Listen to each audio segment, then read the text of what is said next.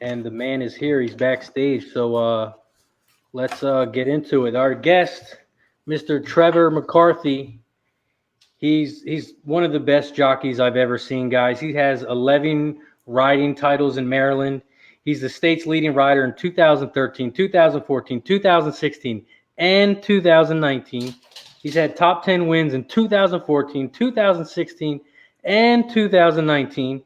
He had 38 victories in 2020, which was only 12 more than Alex, and he only had 6 days left, so you know he was going to win the title again. The man, the professional jockey, Mr. Trevor McCarthy. How you doing, Trevor? Hey guys, how you doing? Thanks for having me. Hi. Thanks for Appreciate you coming on as always, man. I appreciate Yes, the wow. support. Appreciate you coming on, taking the time out of your day. How you been doing? Everything's great. As good as I can get during this COVID 2020 year. Yes, it's been something. absolutely. No, Trevor. I'm Tom. I'm the it's Razor's show. I'm just lucky enough to be a guest on the show. So really appreciate you hopping on, and thank you for just always being good with the fans. Seeing you at a couple tracks, you're always talking to folks and everything like that. So it's an honor to have you on here. I've been tweeting out everything, as I'm sure you saw, and thank you for the retweets. No, of course, of course. I've been excited to jump on the stream here and talk some horse racing with you guys. Oh, that's awesome. I appreciate you stopping in. So let's get right into it. We got some questions for you. So I mean, my first question is, your dad is a great professional jockey as well. He ran from 1982 to 2002, and he had over 2,900 wins. So how much did you learn from your dad for just being a great jockey as well? I have to give a lot of credit to my father. He was the one that, from a young age, I just always latched on to. If he was going to the track, I was going with him. And if he didn't wake me up in the morning and he was gone and I was up and, joining my brothers and sisters at breakfast, I was crying. I just wanted to be around him. I wanted to learn so much knowledge from him. And he gave me so much knowledge. I mean, all the success that I've had so far, he's been a huge credit from. And without him, I probably wouldn't be in the position that I'm in. That's awesome. That's great stuff. And not even just your father now, which is crazy. So how much have you learned from him as well?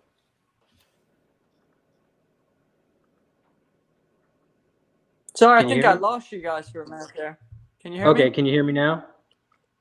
Yep, super. Sorry. Okay, cool. So that's okay. That's why you do a live show. It's awesome. We love it. So not only your dad, but now we also have your father-in-law who was a jockey as well. How much did you learn from him as well? Yeah, it's funny. I've had some, like I said, some really good mentors. So it's nice. I always had my dad, and he was always my biggest critic and teaching me different things. And sometimes, not everything that he taught me always worked for me. So to learn from other jockeys and, so much as Katie's father, Robbie, who was a very successful rider. I've learned so much from him, and it's not like that he's even taught me really a whole lot, but just listening to different things that he's talked about, I've kind of stole from him. Is a good way to put it. And sometimes I'll tell him like, "Hey, you remember that story you were telling me, or you're telling me this or telling me that, and I used that today, or I tried that, that worked, and." It seemed like um, the more I kind of told him that, the more stories he kind of hinted to me and ideas, and he was kind of seeing where I was, and like, oh, is this kid gonna listen to me? Is this kid not gonna listen to me? And I think now we've grown to have a great relationship, and we talk a lot of racing, we talk a lot of horses, and he watches the races just as much as my dad does, and he's watching Katie and watching me at the same time. So it's nice. We'll go over the races almost every night, me and my father, and then sometimes I'll get Robbie to chime in, and We Oh, get Katie cool. to chime in. So it's like, Wow. it's a deadly combination. It's a deadly team, so That's awesome. I'm very fortunate for it. So how do you leave horse racing at the track and do you bring it home, or how does that work? Because that's got to be Yeah, insane too. that's tough. I would say the first few months we started dating and living together, it was like, man, I'm like, I ride so much, not so much different, but I look at things a little bit different. I'm a little bit harder on myself, and I want the best for Katie, so I was kind of hard on her at first, and so I had to kind of back off, and we kind of had to sit down and had to talk and just say, hey, like, we got to leave this at the track, and when we come home, we're gonna enjoy our outside life. Because it came to the point where there was too much tension, but we were both so competitive. It's like, I'd come home, with a 4-win day, and she'd come home and be 0 for 5, and it's just like, you have one person that's down and one person that's up, and then you'd have one day where she had a winner or 2 winners, and I went 0 for 10 for the day, rode the card, had a bad day, and it's just like we kind of learned to level it out where we pick each other up when we're down, and we cheer each other on when we're doing well. And even in the races, if anybody's going to beat me, I hope it's her. And I think she's the same way with me. And, if I'm, going back through the field, I would like to see her win too, so it's just, we've grown to where we really pat each other on the back, and we leave our business at the track, and we come home and we enjoy each other, which it works very well. That's Good. awesome. That is great. That is great. Yeah. We're a bunch of horse players, obviously. And that's why we're talking to you, and it's appreciated. We've got a lot of questions that a lot of the folks in the chatter want. I've got a couple ones myself that I'd like you to kind of. I mean, how is it in the jockey room? I mean, you guys, is it just like any other work? Because you're with the same group of folks in the jockey room, and then you're going out there and you want to win. And then it's okay. It's almost like with what you're explaining with Katie. Does it just go off? Is it a friendly competitiveness, I guess is what I'm asking? It's almost like a family, to be honest. You wish everybody the best. You wish everybody safety. But you go out there and you want to win just as bad as everybody else does, And to me, I'm very extremely competitive. I give 100% every time I go out and ride. And, to me, it's, I wish everybody the best of luck, but there's a lot of tension. It's a lot of tension. I mean, you're going to have arguments with guys, you're going to have fights with guys, and you're going to have guys that pick on you and, kind of see you in a bad spot or see you, not doing as well, that you have so much success. So they're like, okay, it's kind of like they're taking a shot at the big dog. Everybody's kind of on you, and they wish the best for you, but when you go out there, it's like a war. It's like every man for themselves. And when we come back, everybody respects one another, and everybody wishes everybody good luck, and everybody wishes everybody safety. So it's hard. Like it's the same thing with like me and Katie. Like you got to leave it in the jocks room, and then you got to go out there and you got to look out for one another.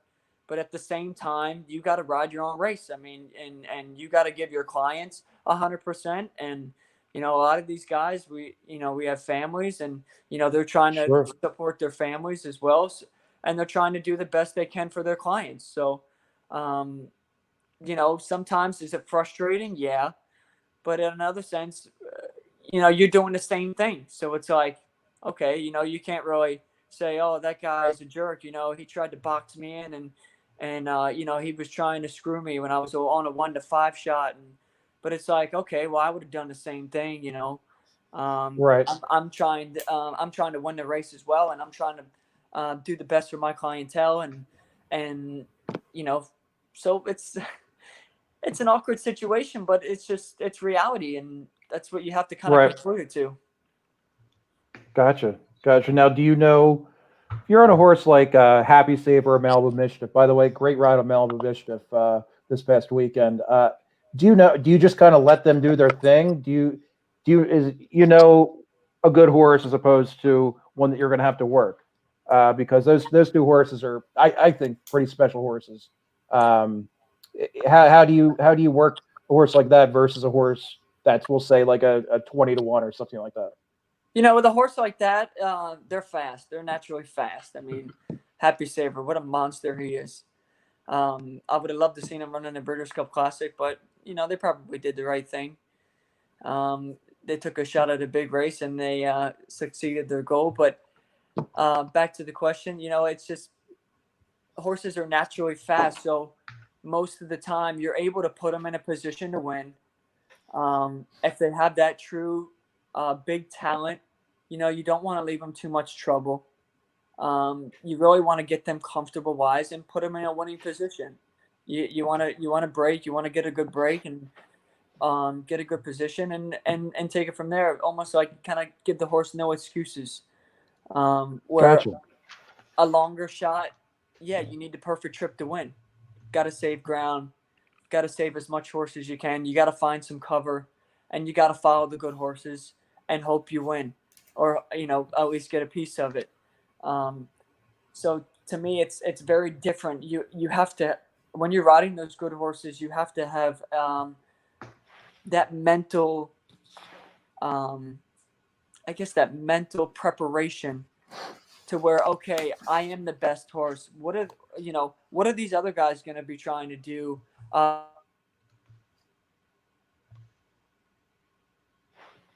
Can't hear you. Can you hear us, Trevor? Yes, sorry. Okay, you're good. So I was saying, what are the other guys going to think, trying to beat me? Well, what is the way that they can maybe beat me? Or, you kind of got to run their plans, your plan as well, but their plans too. So, riding those good horses, like I said, you just kind of got to leave them out of trouble, find a good position with them. And, if they don't show up, they don't show up, but, you ride them as the best horse in the race, which most of the time, like a Happy Saver will be in a race, that I rode him in. I thought I really gave him a good ride that day in the Jockey Club Go Cup where, he's running against older and he saved all the ground. He had a perfect trip. He got through the inside and he won. So that might have made the difference. But in a race like the Tessio, where he was the big heavy favorite, it worked out. He was fast. He got good position. I was able to give him a nice breather and he finished strong. So that's the way I look at it.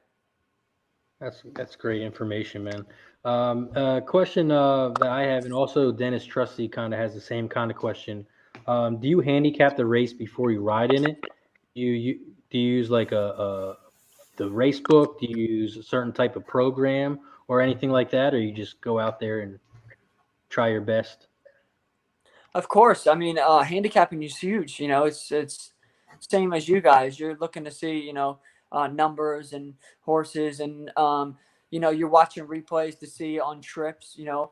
Did this horse get boxed in, or did he get in a little bit of trouble last time? I'm my agent. He's a big black box guy, so I get numbers from him sometimes.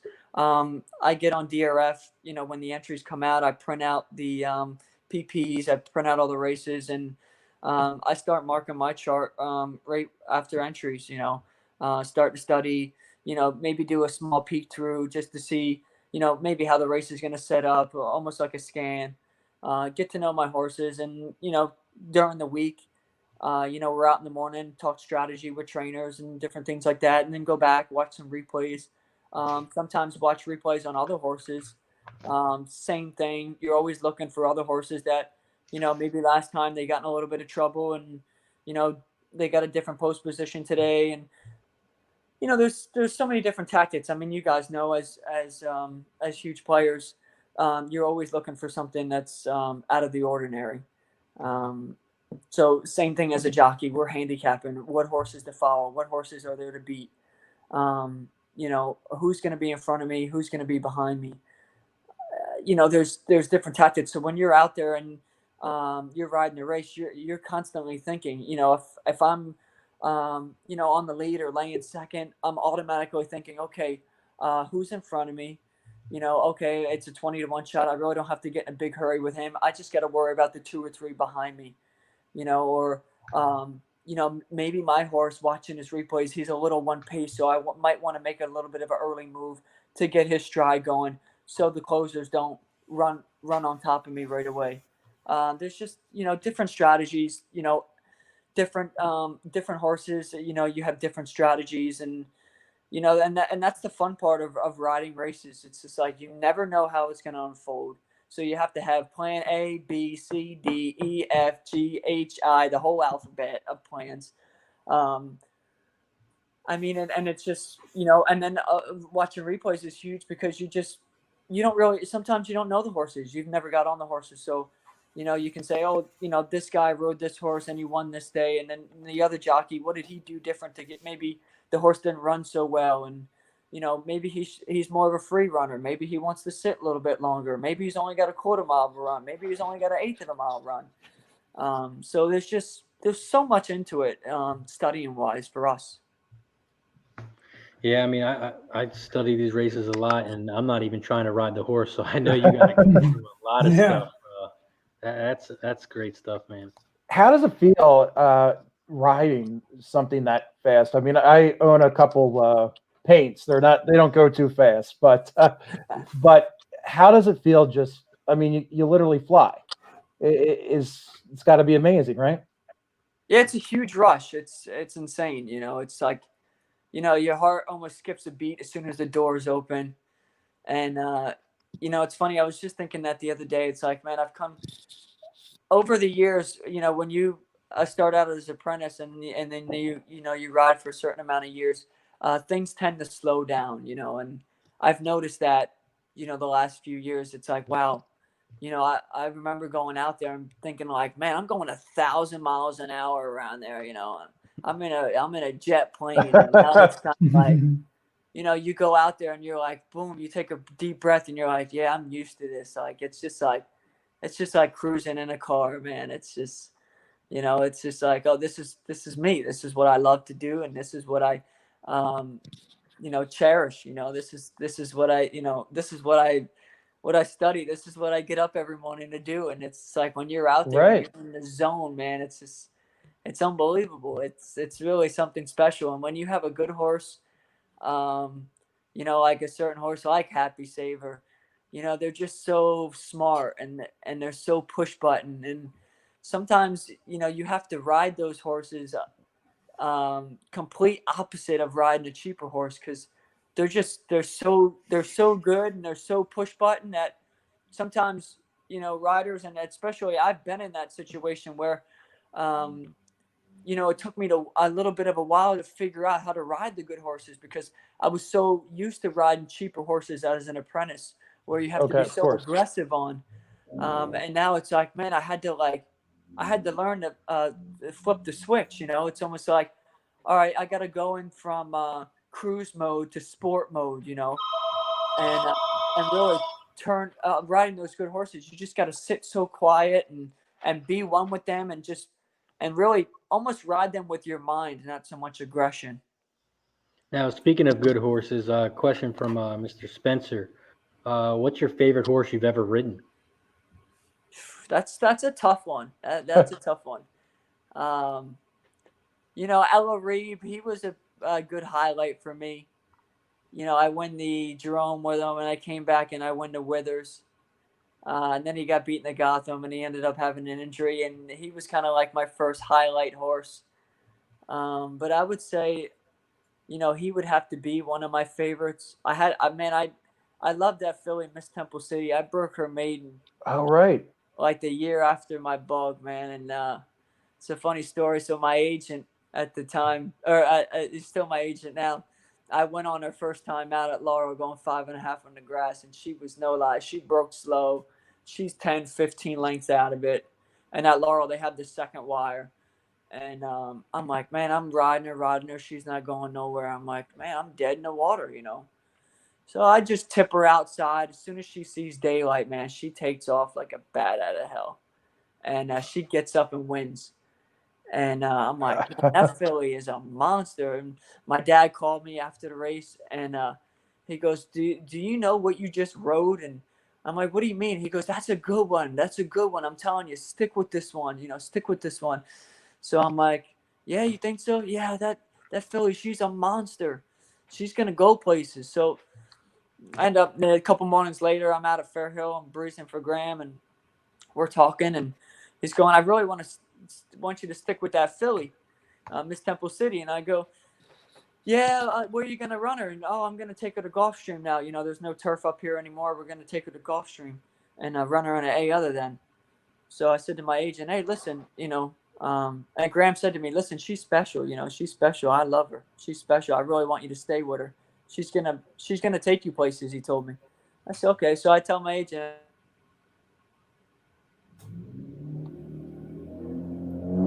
I think you're on mute, Trevor. You there? Yeah. Oh, sorry. So I go, man, I want to go ride this filly, Miss Temple City at Gulfstream. Oh, we got 9 calls. We ride the card at Laurel, and I don't think we can go just ride her. And I go, listen, Graham's telling me like, she's there's really high hopes for her, and that she's gonna go places, and this filly can take us places, and yeah, I don't know, I don't know. No, I think we're just gonna stick at Laurel. And I'm like, I think you're making the wrong move, and no, we can't just go ride the one, and we're gonna take off the card 3 or 4 winners at Laurel. We can't do that. And sure enough, Johnny rides her, and she goes long on the turf, and she wins the A other than. Oh. And like 3 days later, I ended up breaking my wrist, and she went on to win. I don't know. Johnny rode her for a while. She went on to win graded states after graded states all that year. Oh. I'm sitting on the sidelines watching her every month and a half. I'm like, oh man, I can't watch this filly no more. And then she beats the boys in the Maker's Mark. And so now Drayden rides her in the Diana. I think she got beaten the Diana. And Graham goes, listen, you're going to maybe get back on Miss Temple City. I said, oh, yeah. He goes, yeah, we're going to run her in the Del Mar Oaks. He goes, I'm just waiting. Edgar hasn't given me a confirmation yet to go ride her. So if he's not going, you're going. Pack your bag. I said, okay. Wow. And sure enough, Edgar ended up going, and she won the Grade 1 Del Mar Oaks. I was like, oh, man. Wow. So she was pretty special, too. That was another really good one. I've been lucky to ride a few of them. So That's pretty wild. One of the guys asked, and it kind of had to do with one of my questions. Did you, outside of your dad, do you have a favorite jockey growing up? I know you ran against a couple of legends, Gary Stevens in the 15 Preakness. Is he just like another guy at that point, or is he like the legend Gary Stevens? I was a big Dominguez fan just because I was a kid. I was at Delaware Park, Oh, sure. Yep. And so I always, my father was training. We always tried to get Dominguez as much as we could. And between Dominguez and Tony Black, they were 2 highlights of mine. Oh, yeah. Yeah, Tony Black. He ran at Parks for a while, or Philly Park when it was Philly Park at the time. Right. So he was a big highlight. But Dominguez was really one that I could say he really stood out. A guy that, at the time I was a kid and always yanking on my dad's shoulder. Man, go bet $2 on Dominguez. It was back then. It was Dominguez and Scott Lake. You couldn't lose. Yeah, that was my mom's favorite too. Him and Jeremy Rose. Jeremy Rose. He's still working out at. I think he's still training a couple at Delaware Park. There's just an article on him in the Inquirer last month. Yeah, he comes out and breezes horses every couple weeks. Helps Anthony Pecoraro out, and he has a pizza shop up in Pennsylvania where he lives, and so he's doing that, and then he comes out and he has some fun and breezing horses with us. So that's cool. Yeah, you got 2 Delaware guys here, Trevor. Myself and Razor both are half an hour away from Delaware Park. So we got some Mid-Atlantic bias. There you go. Yes. Another question for you. When it comes to blinkers, do you think they're better on or off, or does it depend on the horse, or how do you feel about blinkers? Yeah, definitely. It's all about the horse. It's with me. I like to give horses a couple runs before throwing the blinkers on. I mean, if they're really bad and really squirrely, really looky, and really telling me like, hey, this horse, he definitely needs it. He's definitely going to need it long down the road. And, then I'll say to the trainer, hey, yeah, try him or put him on. But I always like to give a horse a chance to run first, or, first time starter, or second time, don't rush to put the blinkers on yet. But definitely with some other horses, maybe they're getting a little bit lazier as they get older. But I do like blinkers. I like blinkers to an extent, and like I said, it's just kind of like the horse almost. Um, I like blinkers long on the turf. That's always just been me. Interesting. Yeah, I've always liked horses that, oh, okay, blinkers on long on the turf. They're stretching them out with the blinkers on. It seems like you can always get a good position. And that's what the key is with turf racing. I think, you got to save ground, you got to get a decent position, right? So with the blinkers, it's almost like, okay, when I see that, it's like, okay, great. The horse has been kind of sitting a little too far back. He's going to put himself in a game a little bit today. I can get a good position with him, hopefully save some ground, and, he'll finish strong for me. Cool. I've got a question for one of our guys, Deacon Mike. He asks on cheaper horses, how soon out of the gate can you tell if the horse has a shot at winning? What's funny is the cheaper horses, you never know. Honestly, you just never know. Wild card. It's a wild card sometimes, and it's like, I rode a horse the other day, and I was sitting third, or I was sitting second the whole way. And no lie, at the half mile pole, I'm in a full out drive to keep this horse going. And I'm riding him, and I'm riding him, and I'm riding him, and I'm riding him, and I'm riding him. And everybody in the race come back, and they go, how did you win that race? Everybody's, we're all sitting behind you like, oh, he's dead. He's dead. We don't have to worry about him. We got to worry about the one in front of him. And it's just like, sometimes you keep mowing on them, and you just keep pushing. You keep pushing, and they gradually, just keep coming. You got to be aggressive with them. So they're definitely a wild card. I always like to warm my horses up and before the post parade. I get them away from the pony, give them a good warm up. I mean, they're athletes, as athletes, they get good warm ups, they stretch. So me as a jockey, I'm like, okay, I was taught that from my father too. You need the horses to get a good warm up. Why? Because runners do the same thing. Football players do the same thing. They stretch and they warm up before they race. So for us with horses, they have to kind of stretch out. You kind of got to put them in a little bit of a race pace before the race. Let them blow out an eighth of a mile. Let them blow out a 16th of a mile, and stride out. And get some air in their lungs, get their blood rolling. And I feel a lot of the time, a lot of horses break better. I mean, I've seen a lot of guys. They keep the horses with the pony warming up, and I'll say, okay, I'm riding this horse for the first time. He likes to sit way back, this horse, and I'll say to myself, man, I can't wait to get out there and warm him up, because I know most of the time that he's going to break a little bit better, a little bit sharper, because his blood is rolling. He's stretched out. He's warmed up, so he's going to be a little bit sharper, and he's not going to be so far back.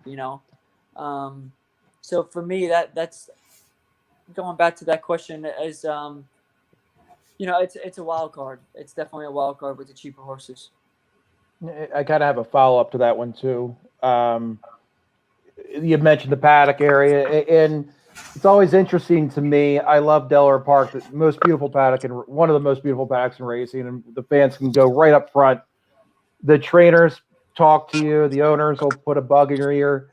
Now, do you ever get a chance, especially on horses that you don't know, ever get a chance to talk to like the grooms or the hot walkers, because they're the ones who really spend more time with the horses than most, or is it just what Jamie Ness whispers in your ear, or what Graham whispers in your ear before the race, like how to handle a horse?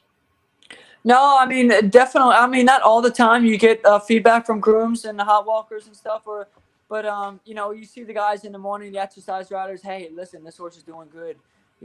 Good luck today. He's sharp.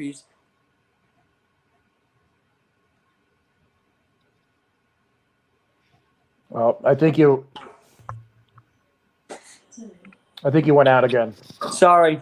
Oh, no, don't be. Mine go. I don't know why it keeps going. No, mine did too.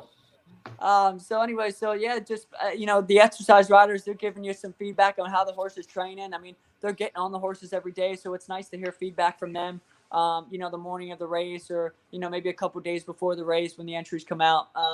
And then going to the racetrack, like you say at Delaware Park. The grooms, they're walking us out from the paddock all the way across the road out onto the track, so we get to have a little bit of a conversation with them, and some guys will give you some feedback and say, hey, listen, this horse is doing really good, or hey, he needs a good warm up, or he's not the best breather, maybe just kind of leave him alone.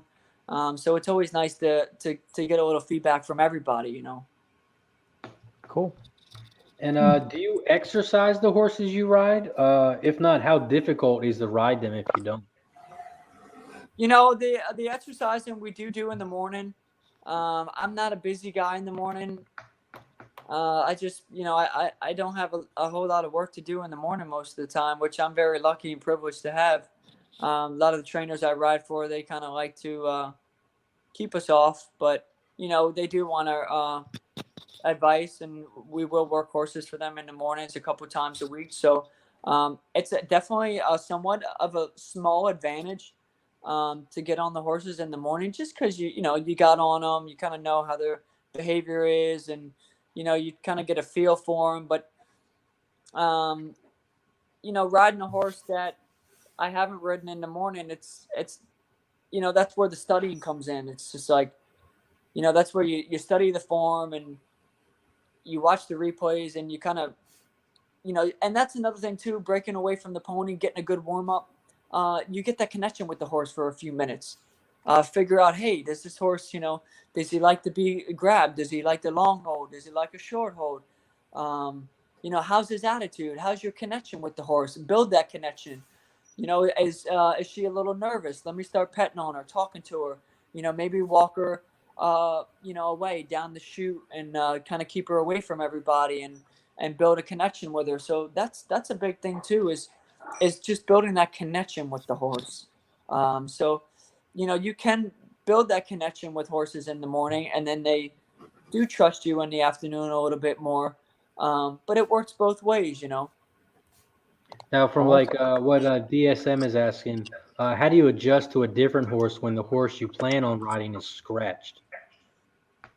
So, most of the time, if you pick up a horse, say my horse scratched and I end up picking one up in the race, real quick, change of plans. Got to do my homework fast. Got to watch the replays, got to study the race. Most of the time, you already studied the race to ride your horse that you were supposed to ride. So you kind of know how the race is going to go, but now you got to pay more attention. You got to study your horse. So now you're watching the replays, you're looking at PPs, you're looking at different trips, and looking at numbers. So I would say that's, when the change of plan comes, you just kind of got to, reset, It's almost what you do is a little bit like we do. You talk about studying, looking at past performances and everything.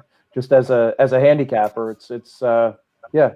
We look at it. We not as much as you guys, but just obviously just trying to look at everything that you do, or we do, to try to figure out the puzzle and who's going to win.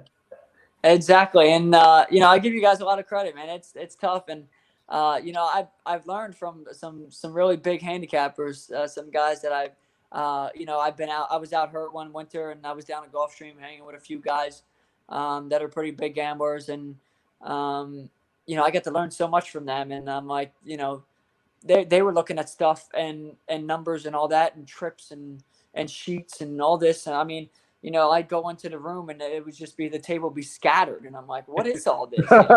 Looks like a foreign language or something. Yeah. And I'm like, what are you guys bunch of doing? pen marks. They're remembering horses from 2 months ago, and, got this trip and that trip. And, so I got to be around them, and I was like, man, you guys are sick. Like, I thought I had a problem. You guys got a problem. I don't know if you have the if YouTube up on the other screen, but we're getting a lot.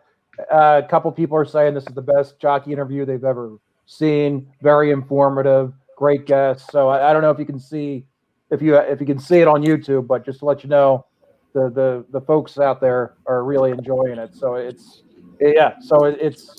we appreciate it. No worries. Thank you Cool. guys for having me. It's a blast. I Yeah. like talking. So I had a couple people sent me a couple questions, and this is a really good one. What's the biggest misconception about being a jockey?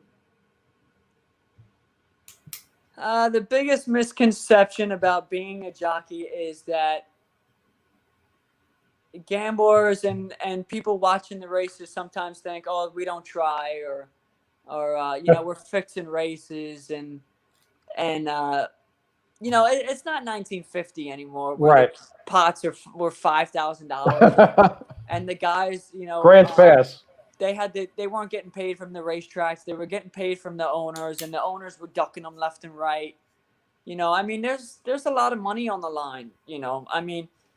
Even in these stake races, and you got breeding and all this stuff now that's worth a lot of money. So, I rode a horse the other day for Delacour, and finished third in the stake at Laurel and the fillies. What was that? The stake, the Smart Halo. It was finished third, Right. and he was like, "Oh, thank you so much for riding for third. You don't know how important that is." And I go, "I do. I understand that." It's more money in our pocket to finish third in a $100,000 race. It's more money in their pocket to finish third than fourth in a $100,000 race. It's big for the owners. It's big for the horse, because now the horse is a 2-year-old and is state's place. So now you got breeding rights. It's huge. So it's just such a big misconception, guys, and sometimes guys say, oh well, he never hit that horse, or he never rode that horse, and sometimes we have to look out for the horses. Sometimes they're athletes. They are. It's like, okay, as like a track star, he goes out there and he starts running. All of a sudden, he cramps up. He gets a bad cramp. Are you going to give 100% when you're cramping up?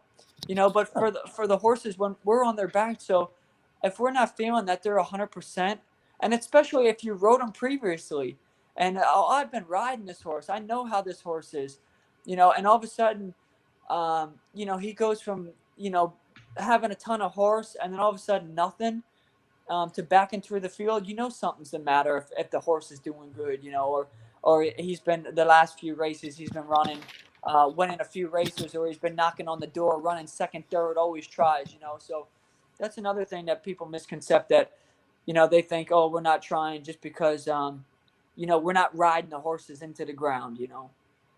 That's good, because I think all of us have thought that at one point or another. Just especially if we think, especially if it's a favorite or something like that, and it's definitely. It's like what what the hell's Trevor doing now? Like, come on, he's on an even money shot. What the heck's going on? And for us too, it's frustrating, because we look at the program and like, oh yeah, this is my race. I'm on an even money shot. It's a $40,000 allowance race. We're gonna get paid today. We're bringing home the bacon. You're looking at the PPs. Yeah, this horse is 10 buyer points than the rest of the field. I just got to stay out of trouble. And then all of a sudden, boom, something happens. The horse bleeds, or, it wasn't his day, or, right. Maybe they ran him back a little quick and he's tired, You went out again, Trevor. Sorry, guys. That's I was saying that's what makes the game so fun. Is just you never know. You never know. So even like, riding maybe not the even money shot. Maybe you're riding the second or third choice, and the even money shot don't show up, or you see the even money shot backing through the field, and you're like, oh yeah, like, right, I can win this race, So so yeah, it's just sometimes that's a big misconception. This is one of the hottest questions around in thoroughbreds right now. The whip rule. Can you comment on it? That we're seeing pop up in a couple different states, And I guess also, is it hard to hand ride? Talk a little bit about maybe hand riding a horse. You know, you have all your different perspectives on, and it's not a huge topic I love to talk about, but it's definitely No, something, understood. it's definitely something that needs to be addressed. Something that it definitely needs to be worked on, and it's definitely something that can benefit our industry in a way. You know,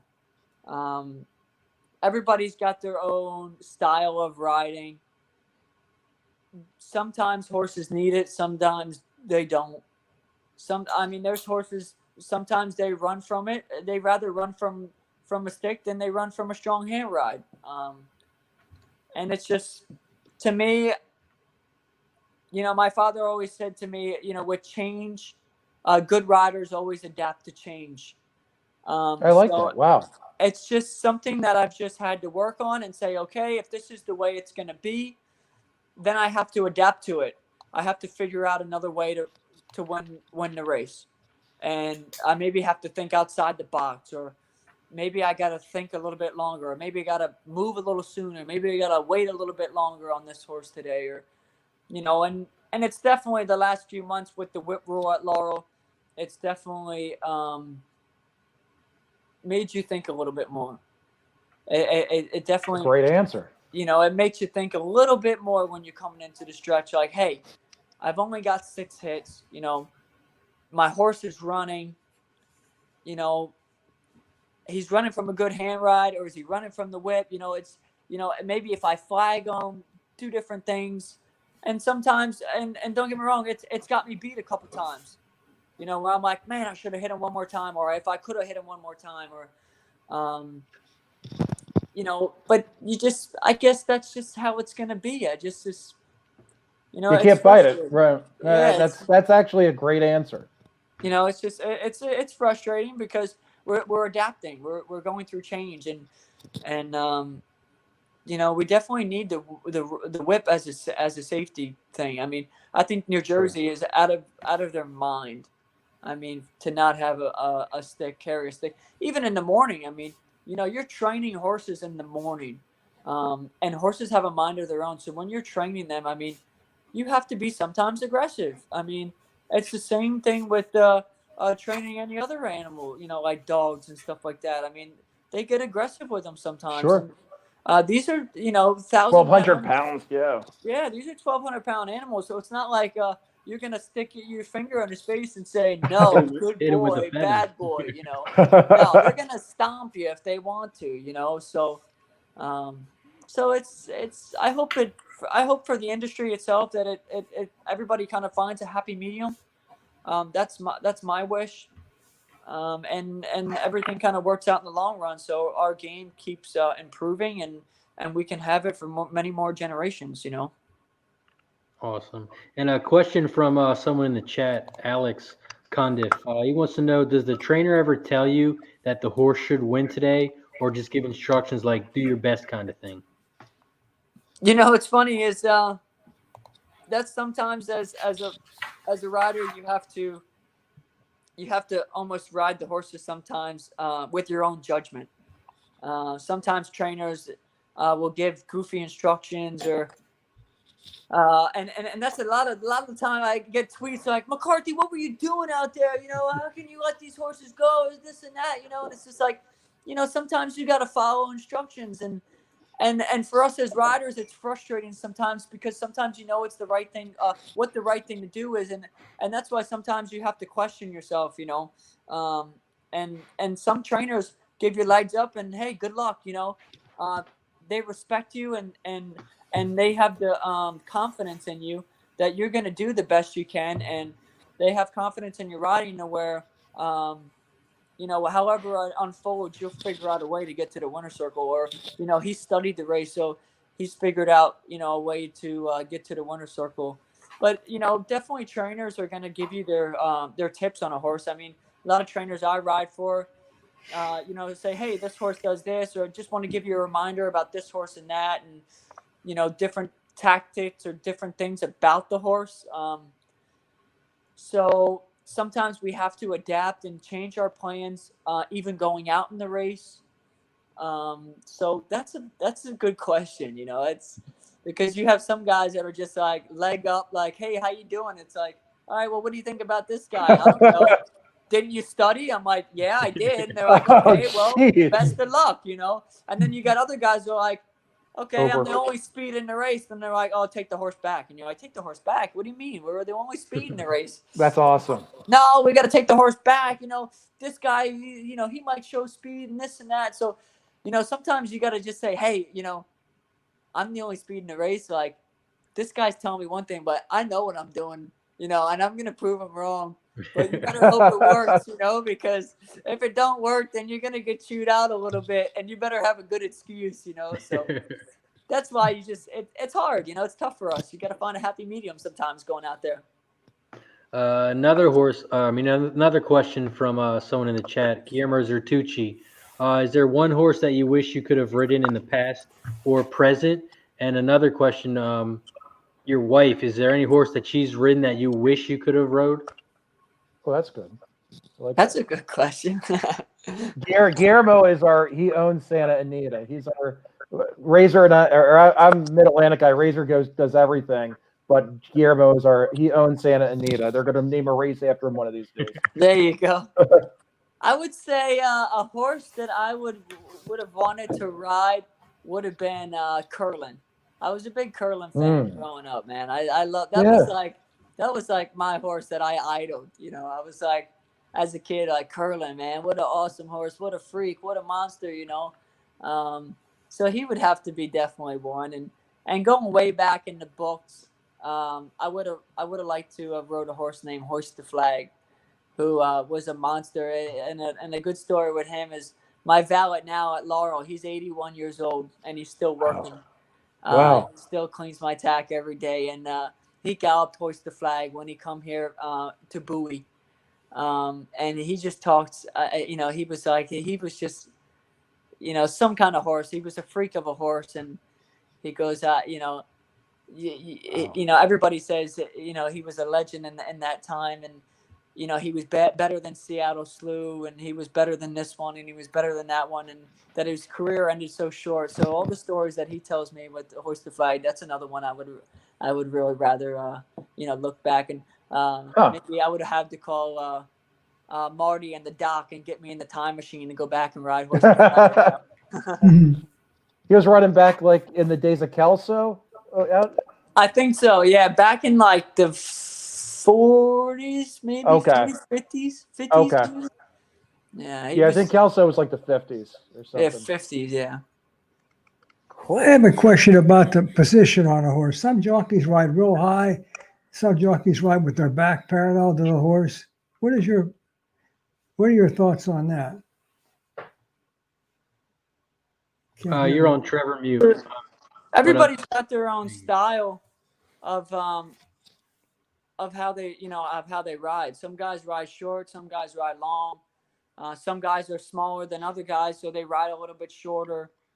Some guys like to be low in the saddle. Some guys like to be high. I mean, for me, I try and stick to being low in the saddle, maybe riding a little bit longer and getting down in the saddle. And then you got guys like Paco Lopez who, stand up in the saddle. And it works for him. That's one guy that blows my mind. I watch him every day, or I ride against him, and I'm like, man, the horses run for that guy. And that's why I think, different positions work for different people and, different styles. And it's just, everybody's, has their own way, I guess. Yeah, because whenever I see a jockey stand up, I'm like, sit down, go. And they just look like they're standing up and going slower. It's funny watching it. It's all the one I could never figure out is Joe Bravo. He is just so straight. He is so straight up. I'm like, oh, that Joe Bravo's on the 5. Yeah, he's in the post parade. He's always got shoulders back, head up. Yeah. He knows well about posture, I guess. But hey, hell, it works for the man. Exactly. And this next question I have you, it's kind of like a 4-part question. So, How important is it for a horse to change leads, and how do you change leads? And what tactics do you use to hold the horse back? What tactics do you use to tell the horse to go?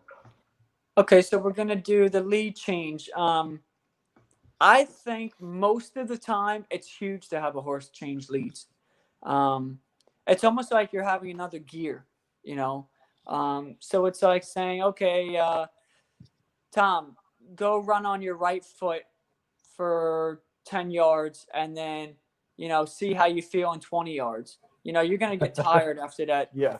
10 yards, so it's like, okay, so now switch to the other one so you're not so tired. And so, okay, switch back, give yourself another break, So I'm a big believer in that. I need horses to switch leads, and especially when it comes in the stretch. You always have those horses, especially some of those horses that are closers. It's like you need them to switch because they're gonna give you another gear, and they're gonna keep lengthening their stride every time they switch leads. Most of the time, if they're running and they're running well, they're gonna keep lengthening, and striding out for you. And how you get them to switch is most of the time horses are so well trained that they know to switch at every corner. Sometimes you have to make the horses switch, and how you do that is sometimes by shifting your weight and steering them in that direction that you want them to go in, or switch leads in. And sometimes you can, if you hit them once, they might jump over. If you hit them left, they might jump over too. So it's different berries, and sometimes you can feel it, and sometimes like, hey, this horse has trouble switching leads, so. Sometimes you got to keep them together, help them, and then kind of help them over to get on that lead, and then go back to really riding on them again. So they kind of need that break to say, hey, lighten up on me a little bit. I need to, swap my leads, and then I'll go for you, So that'd be a different tactic. The other question, I'm sorry, I forgot the other questions. It was a question within a question.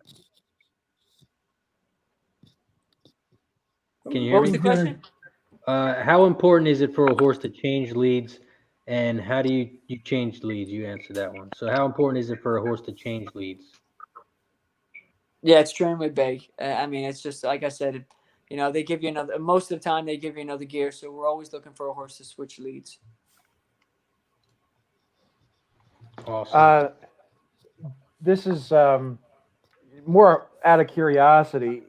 Jockeys have got to be the most disciplined profession. By that I mean, if I went to work every day and they said that Tom's coming in 2 pounds over, I'd be like, what the hell, man? Like every race, the fives, the fives, 1 pound over. What I mentioned discipline. You have to. I've read a few books. Barbaro is one of my favorite horses of all time, and I read Edgar's book. It's great. He talks about like eating like a half of an apple. What is like? What do you do? Like you go out, you have dinner. Is it just like a salad? Is it just 100% discipline? I wouldn't say 100%, but it's funny because you guys will like this. So I'm 5'9", and I have to definitely watch my diet, watch my weight, and then I have Katie. She's 4'11". She weighs 110 pounds soaking wet.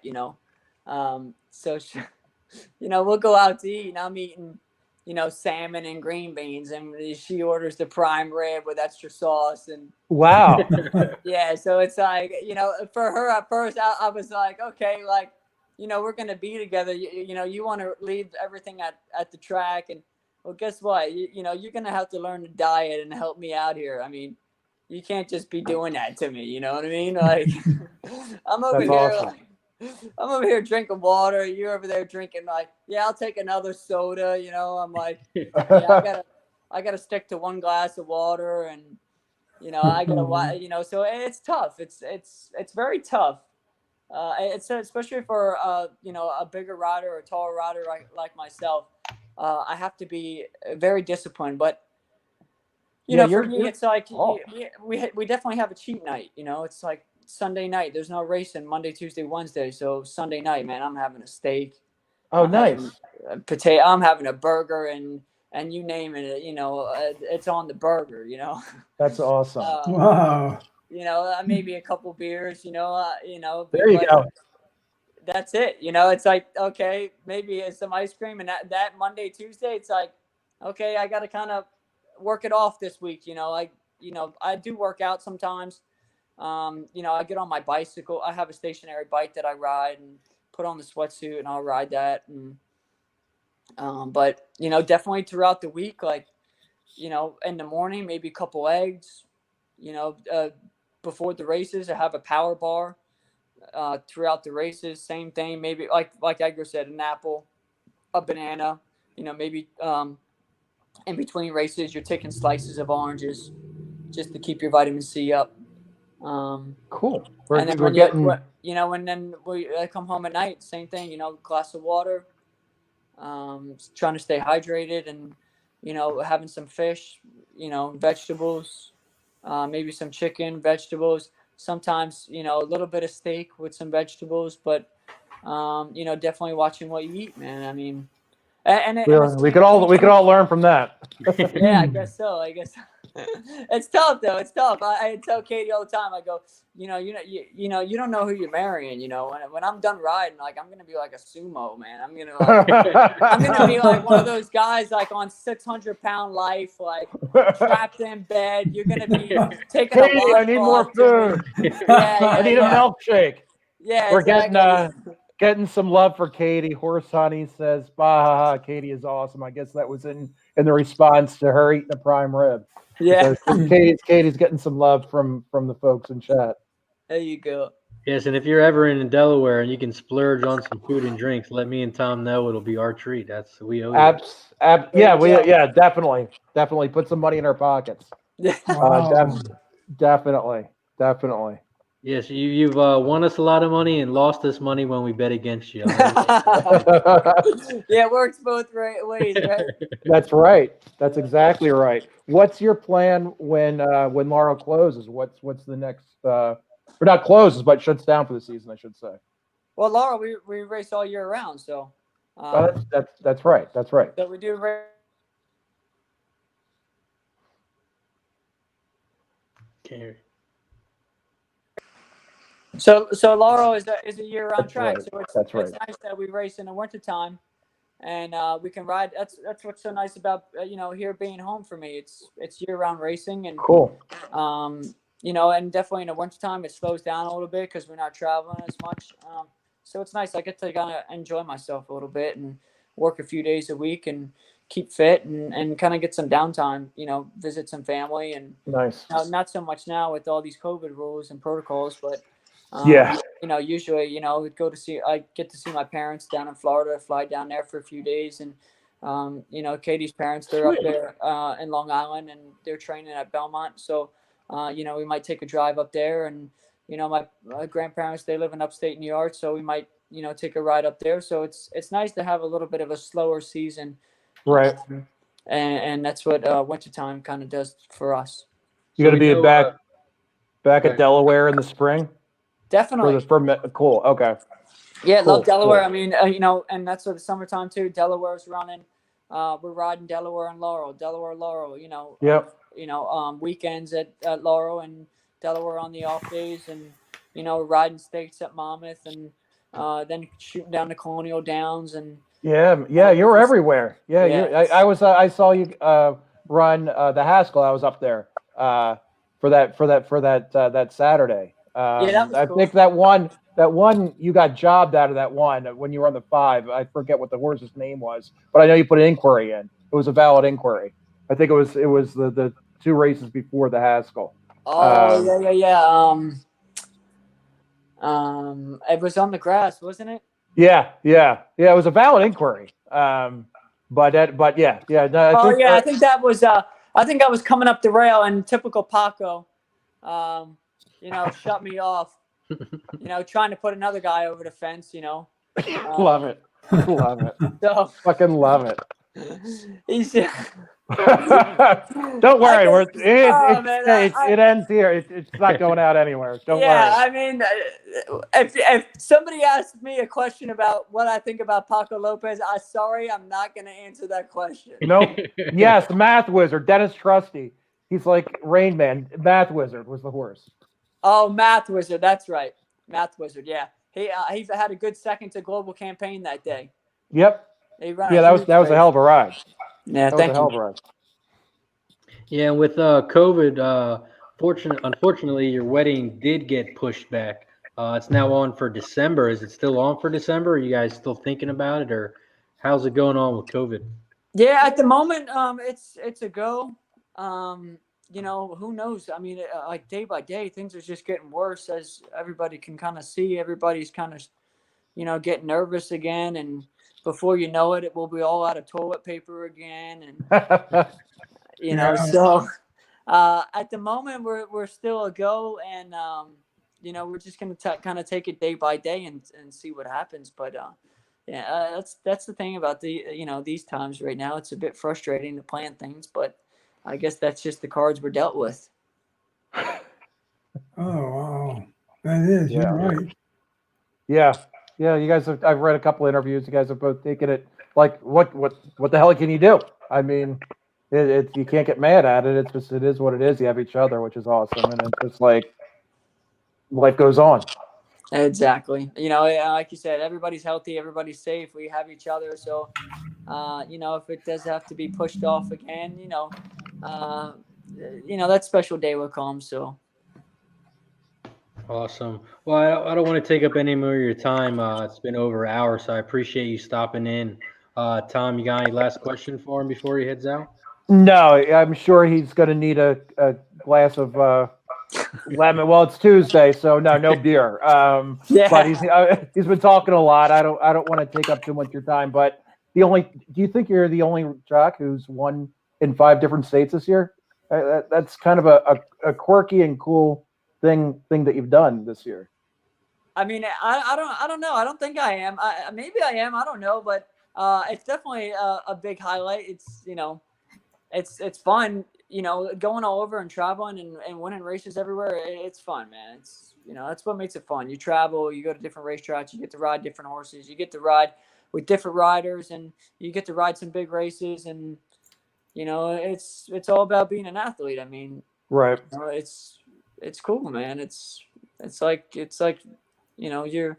It's almost like a circus show. You're on the road, man.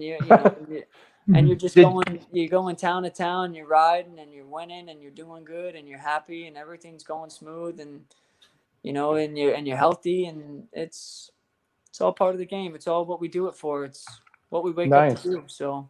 And the last thing I do, and somebody asked this, and I'm curious too. Do you have a favorite track that you run at, or is it like picking your favorite child or something? No, I love Colonial, man. I love that track. I love. Okay, It's cool. Just, the turf course is awesome.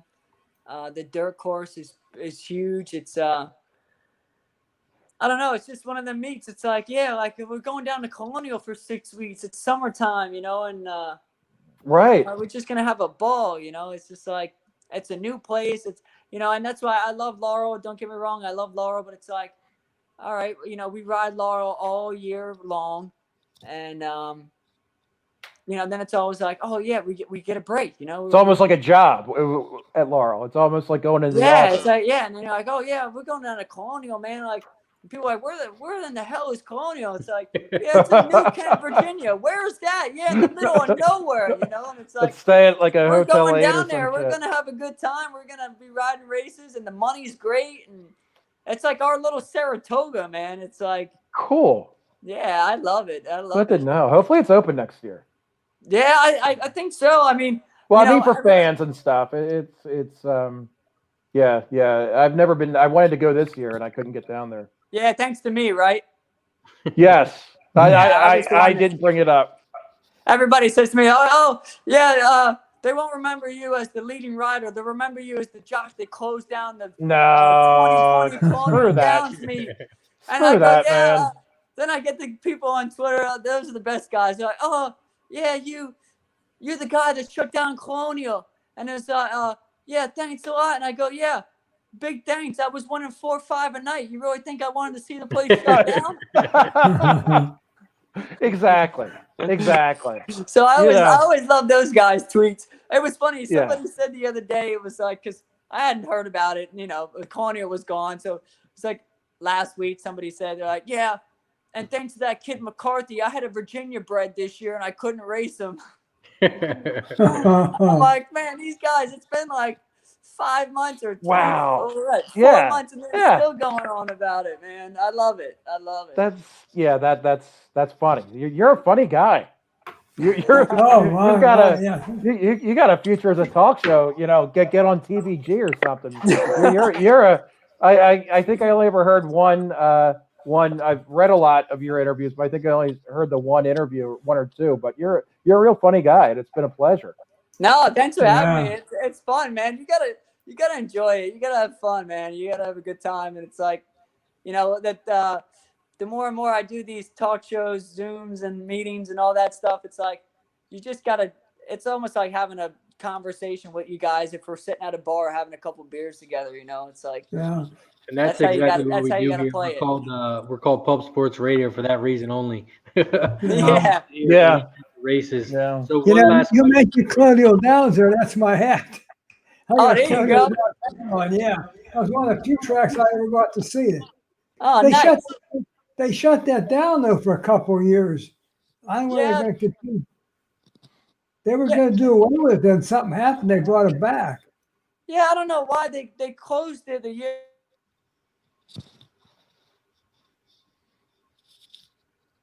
No.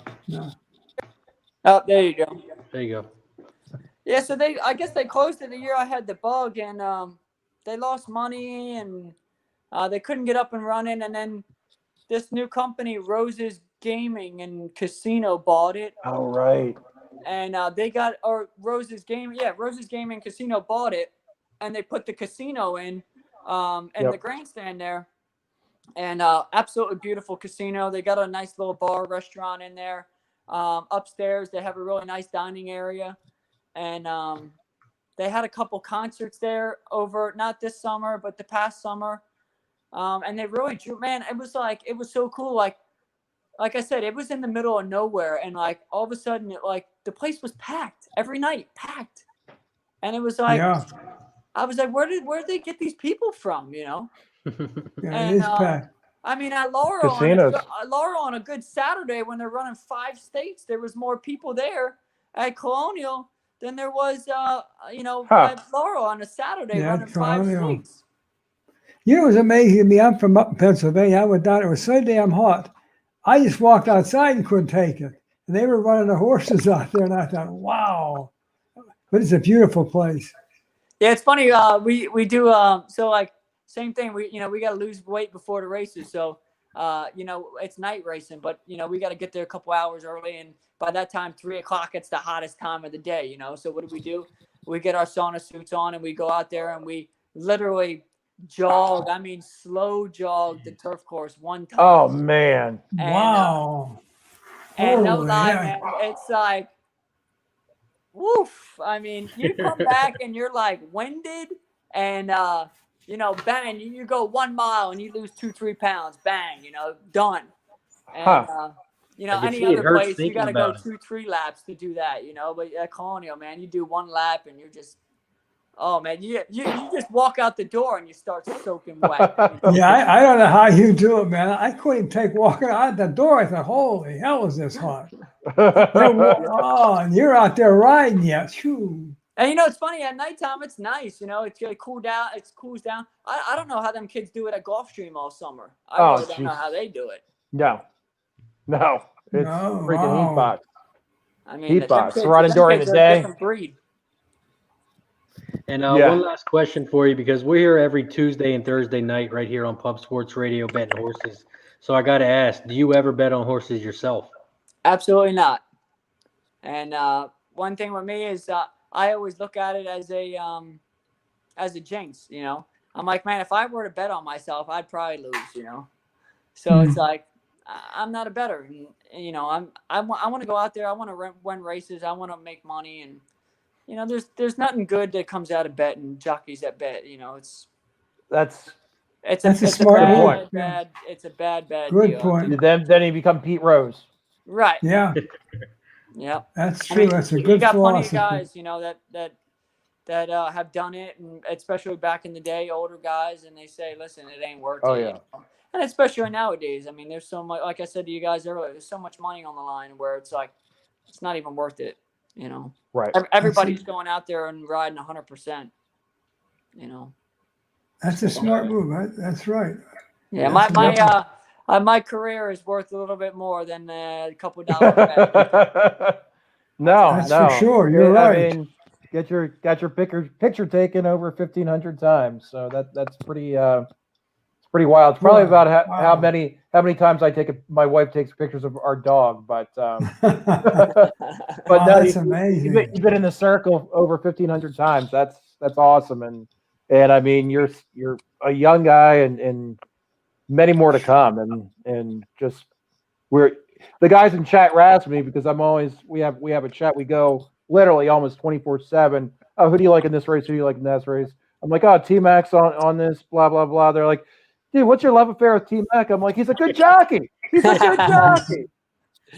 Thanks, man. I you know, it's fun. I just try and go out there and do my thing, but you know, it's nice to have some fans, and you know, I'm very blessed to be healthy and get the opportunities that I've gotten, and I just try and make the best of them. That's for sure. Cool. Well, that's good. Thanks again, Trevor, for coming on. I know you do have Twitter, Trevor McCarthy. Do you have any social medias, any other thing else that we can all follow you on and learn some more from you?